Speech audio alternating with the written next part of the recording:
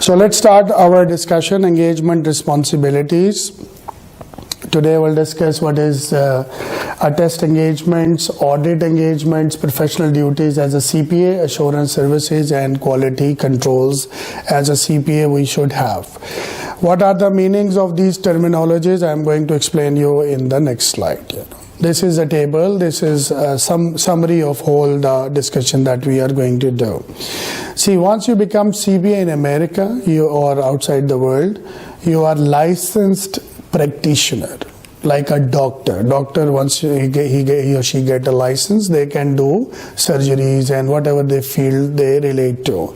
Same way, once we get the CPA, we pass the CPA exams and we fulfill the experience requirement, so we become a CPA. Once you become a CPA, so I will call you a practitioner, means in a technical way, and your core job is audit. So you will become an external auditor. You will go in different companies and you will be responsible for signing the report. This is called audit services. Scope of audit is generic. We don't need to define. For example, if a client comes to you and he or she says that I want an audit from your company, so I or you don't need to ask what it includes, right? It is a generic or a by default. There are some roles of an auditor which we will keep discussing in this report, But other than audit, we are very important as a CPA, because if we sign some papers, people believe that it is authentic, it is reviewed by an expert. So a lot of banks, government institutions and credit rating companies and other companies will approach a CPA and they will ask them to sign and attest some reports which we don't consider as audit. So audit is different.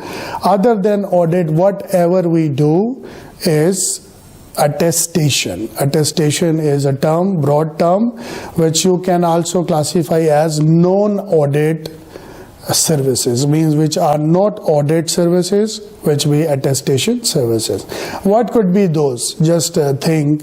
Suppose I want to start a business and I made a business plan and I want you to review and endorse that there is no loopholes in these business plans. So actually I'm asking for an attestation service from you. One is review. Suppose you went to a doctor and the doctor give you some prescription and analysis. And generally we assume that if we have a second opinion from another doctor, that can give us a better look. So same way, when we get an audit report and an attestation report, generally we go to another auditor, right?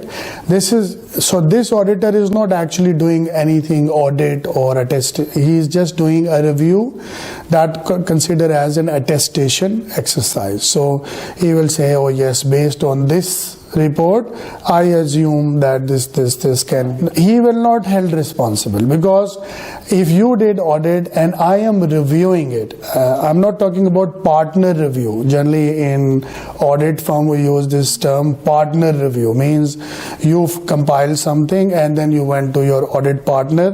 This is different. This is audit, But if your audit partner issue audit report and this report comes to me, so I am actually not doing audit, I am reviewing his work, so he is responsible to give assurance and I am going to supplement his opinion or I will contradict with his opinion, right? So this is called attestation services. Now we will compare auditing versus attestation. As I told you that we don't need to define the scope of audit, because audit is a generic. What is actually the audit? We have to inspect the documents, right? And we have to express an opinion about it, right? This is for sure. Like any audit report has no opinion, so means audit is not complete yet. So whenever we sign a contract between a client and an auditor, so the reason is they want to give an audit report, which will have some specific paragraphs.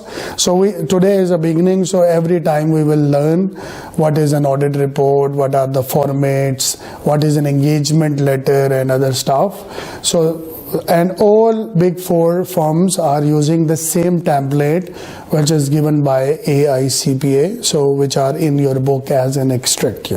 So it's highly practical. So I will start from here. Auditing, first of all, there are three dimensions. So now you have to assume that you are an auditor, you work in an audit firm, and how you see an audit. So there are three prerequisites that you should have. There is some general things that you should have before the audit, right? Once you accept the audit and you go on the workplace, so there are some norms for it. And once you finish, then you have to report to the shareholders, stakeholders. Then, so these three are standards, right? General standards, we will start that before the audit, we should have a proficiency and training in auditing skills, means I should know what is audit file, what is engagement letter, what is working papers, and how to prepare them, what is assertions, later I will explain more in detail. This is a current portion of an audit file, this is a permanent portion of an audit file. So there are some ways that we have to know before we go. So we should have a training and proficiency. Proficiency means expert in auditing. I may not be an expert to audit a bank or an insurance company, but I should be expert in auditing, like as a process, right? So a field can be anything, because tomorrow we can join oil and gas, we can be in the bank, we can be in other sectors. So at that time I should have my basic proficiency in auditing skills, not in industry related. That's okay. If I am experienced in banking audit and I am going to audit a bank, that's good. It's value addition, But still, if I never work for bank for an audit, I have proficiency. I know what is auditing, how to do, what are the documents, and what steps I have to take. This is called proficiency. So we all should be proficient in auditing skills. Independence is very important, right? In mental attitude. Mental attitude, there are two attitudes that we have. One is physical attitude that we show, and one is mental attitude. For example, there are some boys, they are scared from their wives, right? So when they meet the other boys, they show that they are not scared, they are very brave, So it gives a term independence in appearance, Actually, in mind they are scared, but in appearance they are showing that they are independent. It can be opposite as well.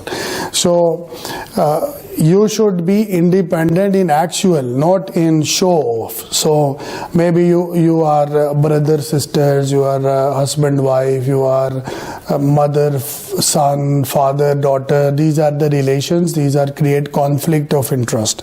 If they come in a position that you are an auditor and your dad is in the company, so you have to quit from this kind of assignment because conflict of interest will come.